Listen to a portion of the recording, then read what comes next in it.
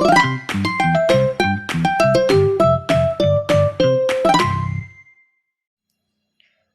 friends, welcome to Learn Testing channel. Today we are going to discuss about the different types of software development lifecycle models. And we have to adopt the first is waterfall model, then spiral model, V&V model, hybrid model, agile model, prototype model. So we have the different types of software development lifecycle model. In this video we are going to talk about the what do you mean by waterfall model as a software development lifecycle. I mean, whenever companies try to make a software, if they follow waterfall model, what are the advantages of it? What are the disadvantages of it? So, guys, before I proceed to this video, I want you guys to make sure that you have to watch my video, which is I have uploaded before. That is software development lifecycle. If you are not watching, still go watch it. Then come to this video. Before in this video, I am talk less about software development lifecycle. I am mainly concentrating on waterfall model, its advantages and disadvantages.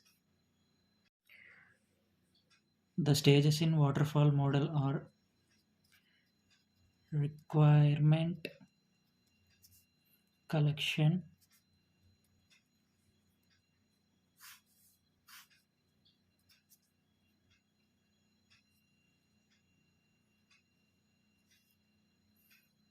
feasibility,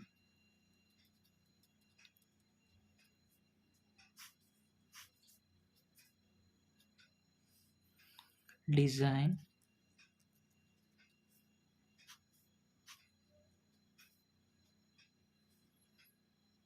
coding,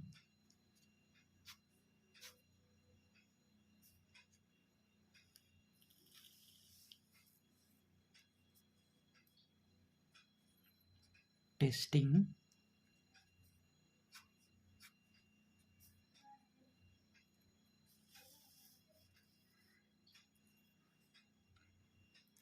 installation,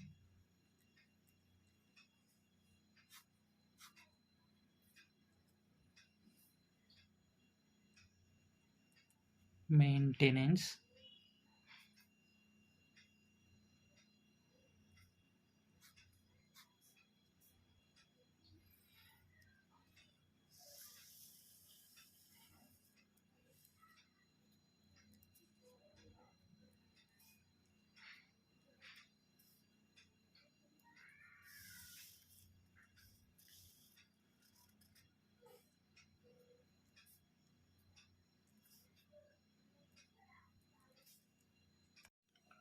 So, waterfall model is also called as basic model or traditional model or sequential model. In waterfall model, requirement collection is done, feasibility is done, requirement will be freeze. We can't go back and change the requirement. This is how waterfall model is different from other models. Advantage of waterfall model is if you are selecting waterfall model, quality of the product will be good. Requirement changes are not allowed. Chances of finding a bug will be less. Initial investment is less since testers are hired at the later stage of cycle. We can use small projects as well as where requirements are freeze, we can go for waterfall model. Disadvantages of waterfall model. Requirement changes are not allowed. If there are any defect or bug in the requirement, it will flow to design, coding,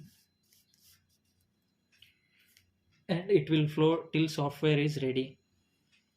So we have to put more effort on starting from requirement collection, then feasibility, then design, then coding.